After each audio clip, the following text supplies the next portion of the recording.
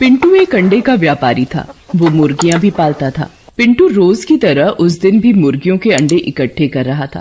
तभी उसे अंडों के बीच एक सोने का अंडा मिलता है। अरे वाह, सोने का अंडा! ये तो सोने का अंडा देने वाली मुर्गी की कहानी की तरह सच हो गया मेरे साथ भी। राधा, ओ राधा, जल्दी आओ और देखो आज मुझे क्या मिला है। जी आ रही हूँ। अरे आना जल्दी से, तू भी देखेगी तो खुशी से झूम उठेगी। राधा जल्दी जल्दी घर से बाहर आती है और मुर्गियां जहाँ रखी रहती हैं वहाँ पहुँचती है। अरे क्यों इतना गला फाड़ रहे थे? अब बताओ ऐसा क्या हीरे तुम्हारे हाथ लग गए जो तुम्हें 2 मिनट भी सब्र नहीं हो रहा? अरे बात ही कुछ ऐसी है मेरी जलेबी बाई। फिर पिंटू राधा को सोने का अंडा दिखाता है। ये देख, क्यों रह गई ना आंखें फटी की फटी। अब तो हमारे भी अमीर होने के दिन आ गए। एक बारी पैसा आने दे, फिर देख शिमला हिमाचल सब जगह घुमाऊंगा।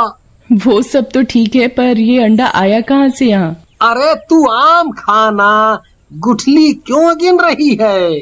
अरे अंडा आया है तो देने वाली मुर्गी भी तो होगी। क्यों ना हम वो मुर्गी ढूंढ कर बेच दें या उससे अंडा निकाल कर बेच दें। अरे बेवकूफ, वो कहानी का अंत नहीं देखा क्या? सोने का अंडा भी जाएगा और मुर्गी भी है। और अगर किसी को पता लग गया कि हमारे पास ऐसी कोई मुर्गी भी है तो डाका और पड़ जाएगा हमारे घर में। तो क्या करें फिर? इस सोने के अंडे को संभाल के रख देते हैं जब तक कि ये फूटने लायक ना हो जाए। क्या पता सोने के अंडे में से सोने की मुर्गी ही निकल जाए, ये भी तो हो सकता है?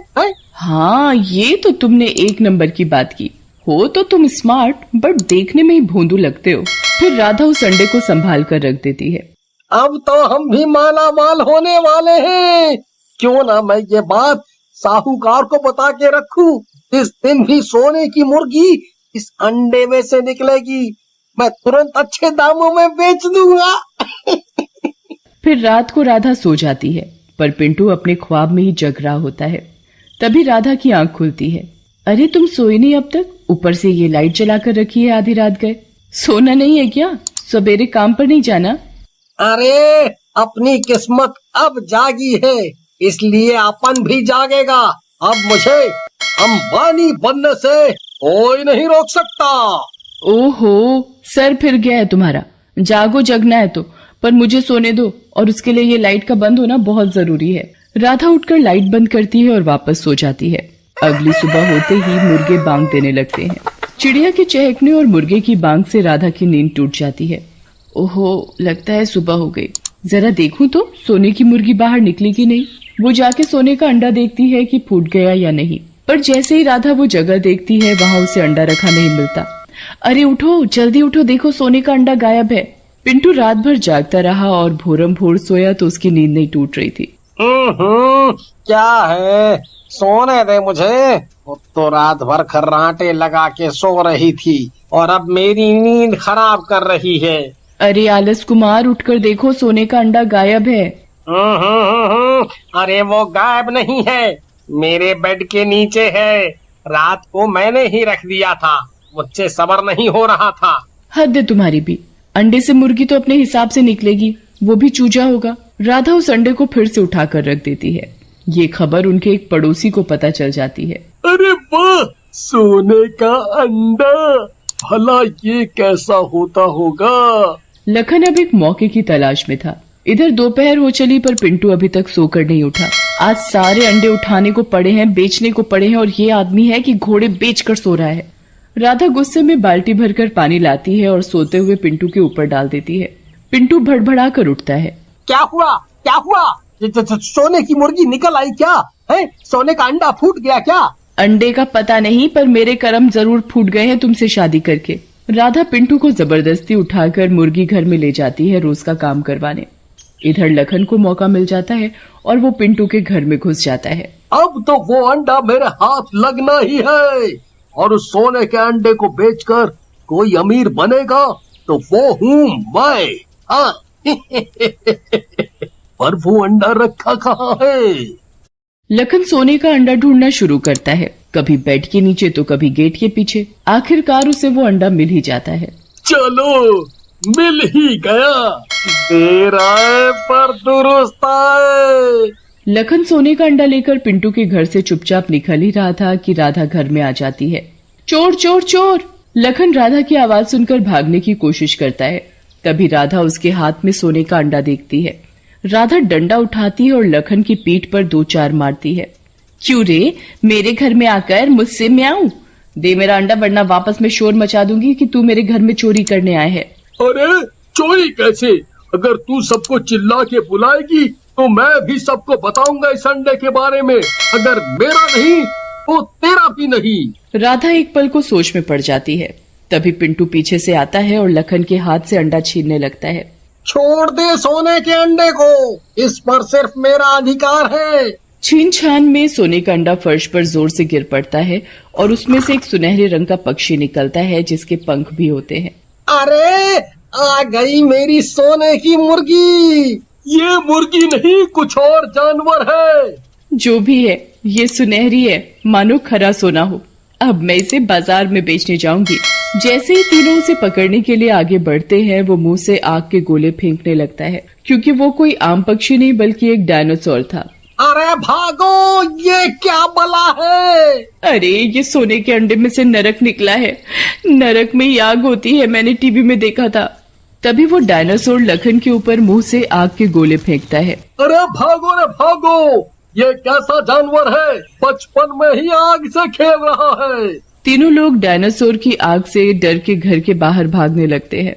डायनासोर मुंह से आग फेंकता हुआ उड़ते हुए बाहर आ जाता है। पूरे गांव में आतंक सछा गया। राधा भागकर सोनी के घर का दरवाजा बजाती है। सोनी सोनी, जरा दरवाजा तो खोलो। सोनी राधा की आवाज सुनकर खिड़की से झांक कर देखती है। अरे बाप रे, ये इतना बड़ा उड़ने वाला पक्षी कौन है? ऊपर से मुंह से आग फेंक रहा है। सोनी दरवाजा तो खोलती नहीं, उल्टा खिड़की के दरवाजे भी बंद कर देती है। राधा माफ कर दे, मैं तेरी कोई मदद नहीं कर सकती। वहाँ से कोई मदद ना पाकर राधा चौधराइन के घर जाती है। अरे कोई तो मेरी मदद करो, वरना वो नरक मुझे और मेरे पति को संभालेगा अपनी आग में।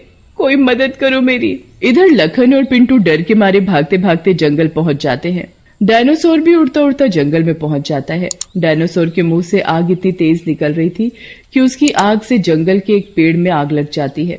तभी चमन जंगल के रास्ते से गुजरता है।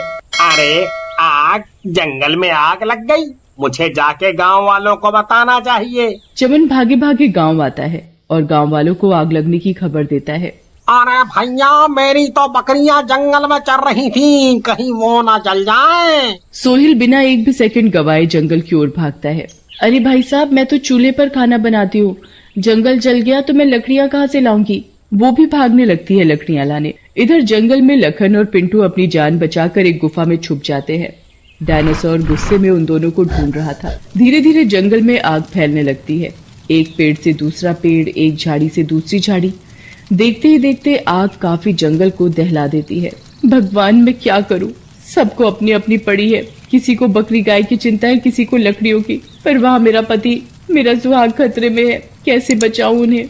भगवान जी, इतनी पूजा करी है आपकी, इतने व्रत रखे हैं, कोई तो सुझाव डालो दिमाग में। फिर राधा को एक सुझाव आता है। राधा भागी भागी अपने घर जाती है। मेरा फोन कहाँ है? फोन कहाँ रखा था मैंने? राधा जल्दी जल्दी अपना फोन ढूंढ रही होती है। कभी तकिया के नीचे, कभी रसोई में जाकर देखती है। कुछ देर ढूंढने पर उसे उसका फोन मिल जाता है। अब मैं आग बुझाने वाली गाड़ी का नंबर ढूंढूं जरा।